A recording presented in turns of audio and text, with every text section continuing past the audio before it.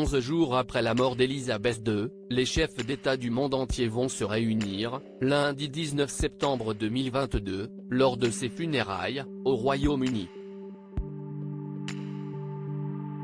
Pour que tout se déroule de la meilleure des manières possibles, un protocole a été mis en place. Seulement, comme le rapporte Le Parisien, mardi 13 septembre 2022, il semblerait qu'il soit difficile à tenir. Ainsi, il faudrait qu'il y ait seulement un représentant par pays plus le ou la conjointe, qu'ils voyagent dans des vols commerciaux et qu'ils prennent des bus.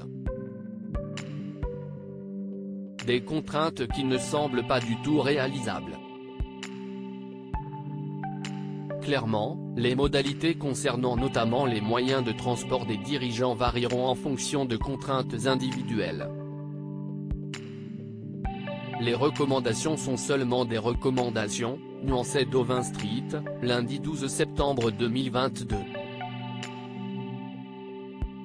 Pour Laurent Stefanini, le monsieur protocole de l'Élysée entre 2010 et 2016, de telles mesures sont envisagées dans le seul but de mieux réguler le trafic aérien, qui devrait être particulièrement chargé.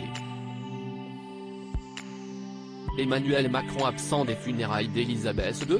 Si tous les regards seront tournés vers l'abbaye de Westminster, lundi, Emmanuel Macron pourrait ne peut-être pas y être.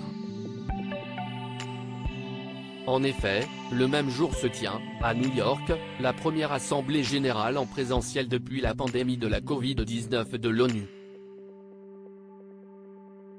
Selon les informations publiées par le JDD, dimanche 11 septembre 2022, le président français avait prévu d'arriver à New York dimanche 18 septembre 2022, de rencontrer ses homologues le lendemain et de prononcer son premier discours de nouveau mandat devant l'ONU le mardi. Seulement, les obsèques de la reine tombent en plein milieu. Néanmoins, l'Élysée a fait savoir que le chef de l'État pourrait revoir ses plans pour pouvoir accompagner Elisabeth II dans son dernier voyage. Un nouveau casse-tête.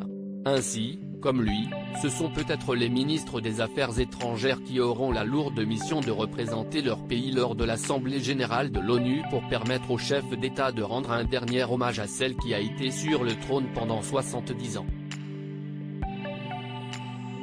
Un passe-droit accordé à Joe Biden. Pour Joe Biden, le président américain, il n'est pas question de traverser l'Atlantique à bord d'un vol commercial. De plus, il ne prendra pas les bus mis à la disposition des chefs d'État. Il rejoindra l'abbaye de Westminster avec son véhicule blindé.